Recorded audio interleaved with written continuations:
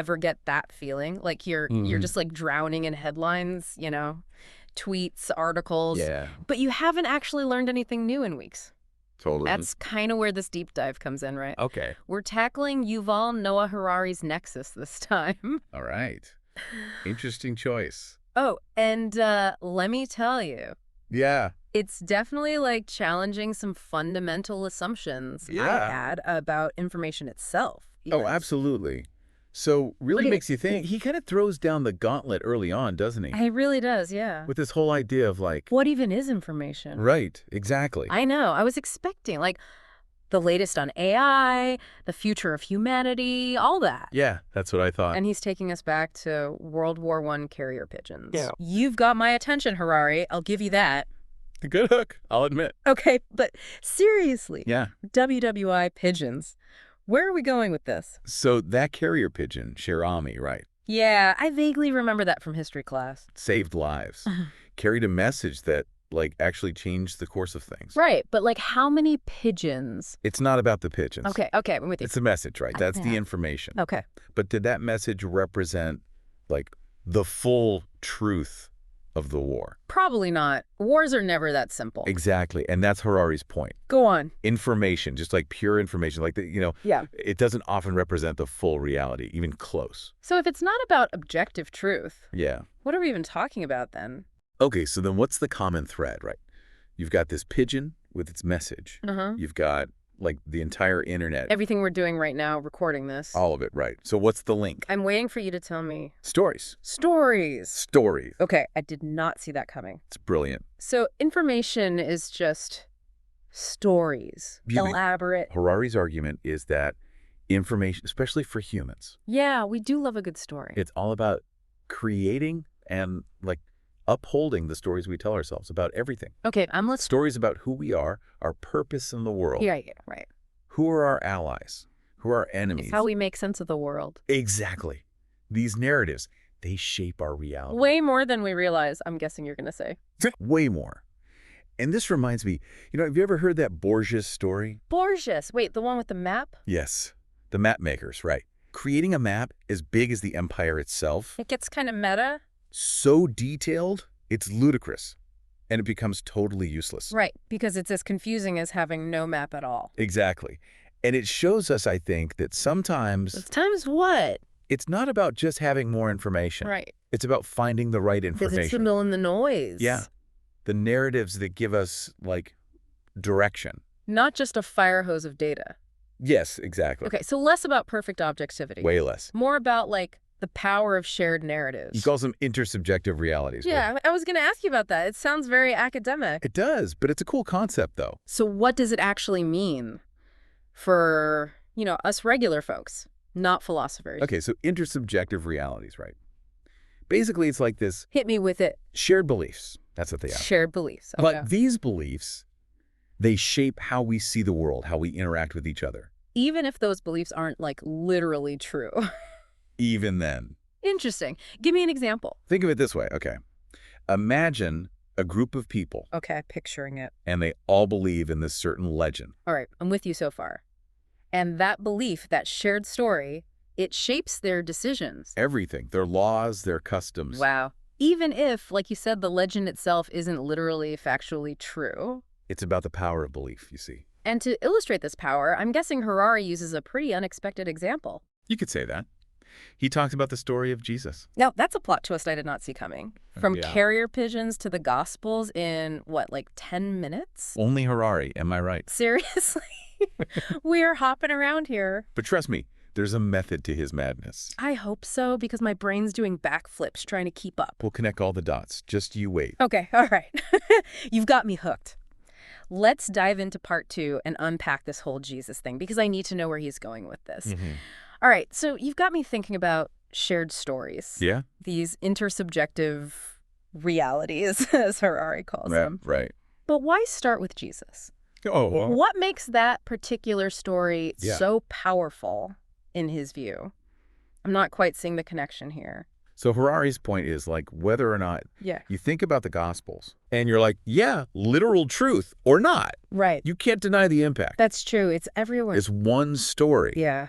on human civilization. Huge, right? Yeah, no, billions of people. Billions. For like, what, centuries? Millennia even, right? It's crazy when you think about it. All shaped by this one narrative. story, the ideas in it. The values. It's kind of mind-blowing. It's huge. Yeah, you can't really argue with that, can you? Like, I mean, love it or hate it, the story of Jesus. You can't study history without it, right? Totally. But I'll be honest, I'm not exactly a religious scholar here. Fair enough. So help me connect the dots here. Okay, so. How does this tie back to information? Okay. And like how we understand the world? I mean, it's a great story. But what's the takeaway for like the average person? Think about the Crusades. Okay. You've got this historical event. Right. Huge. Thousands of people. From all over.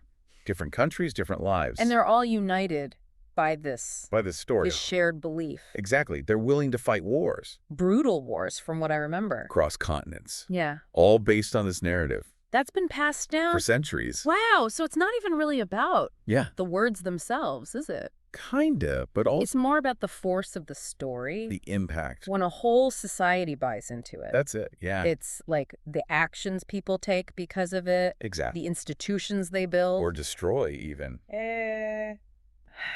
That's kind of giving me chills just thinking about it.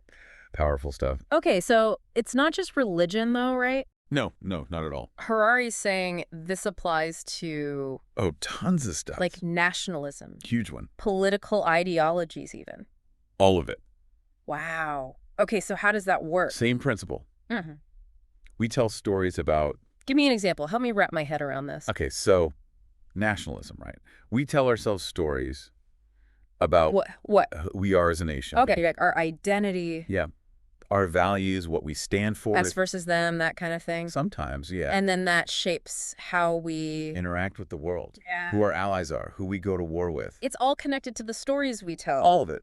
All right, so we've gone from carrier pigeons to the printing press to the internet. To Journey. But now you're saying that with AI. Computers aren't just tools for spreading these stories. Right. They're not just the messengers anymore. They're becoming, storytellers themselves. You're getting in on the action. Okay. It's a whole different ballgame. That is a whole different ballgame. How does that even work? So for centuries, right? Yeah. Humans, we've had the monopoly, basically, on shaping narratives. We're the storytellers. Exactly. But AI is changing that up. Harari makes it very clear. AI is changing the game. Okay, but how? It's not just that they can, write news articles. They can do that. Or compose music. Okay, I've heard about that. It's more than that, though. Okay. It's about how they create realities, right? All right. Like their own realities. Okay, whoa, back up a second. What? How is AI creating realities? Well, okay. That sounds like we're one step away from, full-on Matrix here. Not quite the Matrix. Okay, because that's kind of freaking me out. But it's getting close, right? Think about it this way. Okay. Think about how algorithms. Right. Yeah, algorithms, I get those. They shape your online experience already. They do. Every day. That's right. True. You see, a news article Yeah. just kind of pops up on your feed. I click on it, maybe? But you're not thinking about all the calculations. Algorithms behind it. That put it there. Right. Search engines, too. Yeah, they're everywhere. Prioritizing some websites over others. Yeah. Social media, too. Oh, I'm sure they're messing with us. Curating your feed, right? Based on what you've done before, what you like. Yeah, it's creepy how well they know me. So it creates this, filter bubble. Filter bubble? Okay, I like that. A reality, but it's curated. Curated for me. For you. For your interests, supposedly. Okay, so it's like that saying, right? What's that? You are what you eat, but for information. Exactly. Okay, so where does AI come into this? So that's just humans programming the algorithms, right? Right. But what happens when AI starts creating the content? Content that's indistinguishable from stuff humans make. Give me an example. Think about AI writing movie scripts. Okay, that's a little scary. Composing music, even. What? Better than humans? Maybe. It's getting there. I don't know if I like that. Right. It's freaky. We're already seeing this. Greg. Chatbots, right? Yeah, those things are getting good. AI generating images that look like photographs, but they're not. Whoa, really? See, that's what freaks me out. How can we even tell what's real anymore? Exactly. And then it's does it even matter? That's a good question. If a piece of music moves you, yeah, does it matter if Bach wrote it Or... some computer program. Okay, when you put it like that... It gets kind of philosophical, right? Yeah, it kind of makes your brain hurt. And it's not just about, like, art, right? Or entertainment. Oh, it gets worse. Imagine AI. Oh, okay, I'm imagining... Writing political speeches. No. Generating financial reports. Stop, it's too much. Writing self-help books, even. Oh, my God. So how do we even navigate that? You tell me. You're the expert. It's the million-dollar question. Okay, my head's officially spinning. Right. And I gotta admit, Yeah. part of me kind of finds all this exciting... The possibilities. Yeah, the possibilities. But then the other part of me... Which is? The part that remembers all those Black Mirror episodes, right? Of course. Feeling a little uneasy. Yeah. Understandably so. So where does this all lead? Like, what's the big takeaway? What does Harari see as the potential pitfalls here? Because I'm getting a little nervous. So this all circles back to what Harari calls the alignment problem. The alignment problem, okay. How do we, like, make sure that as AI gets more and more sophisticated... Gets smarter. Its goals stay aligned with... Oh, with ours? With human values. Exactly. Because it's one thing to program a machine. To do your taxes. Yeah, or like fold your laundry. Right, basic stuff. But it's another thing to like give it an ethical compass. Ooh, I like that, an ethical compass. Right, to make sure it's making good decisions. Good decisions for humans, though, right? Well, that's the hope, isn't it? Because it's like we're giving the keys to the car. To a teenager. Basically. But to something that we don't even fully understand. Right. And if we're not careful, we might not like what it does with it. The story it decides to tell, right? About us, about the world. And that's the scary part. Okay, so what can we do? Like, as individuals. Be aware. As a society, even, right? How do we navigate? It's tough. This whole brave new world of, like, AI-generated everything. Harari, he doesn't give us easy answers. Yeah.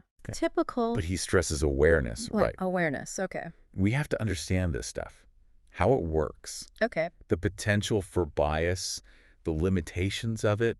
Yeah. We can't just be like passive consumers of information anymore, right? No, we gotta we have to engage critically. I disagree, yeah, okay. Ask questions, challenge assumptions. I can do that. And remember, just because something looks real doesn't mean it is. That's a good point. I'm going to write that down. It's like a call to action. It is, really. It is. You can't just sit back and, like, let information happen to us. You got to shape it. Exactly. We got to shape the future of information. Before it shapes us. Couldn't have said it better myself. And maybe tell a few stories of our own along the way. There you go. I like that. I like that a lot. That's Harari's whole point. The future isn't, like, set in stone. Right. It's not this fixed thing. It's a story. It's a story that we're writing. All of us. Together. Line by line, algorithm by algorithm, even. And choices matter. Choice by choice. And the more aware we are of what's going on. All these forces shaping things. The better we'll be at, making sure the story's good, right? That the story we're writing is one worth telling. That's a good place to end it. I think so, too.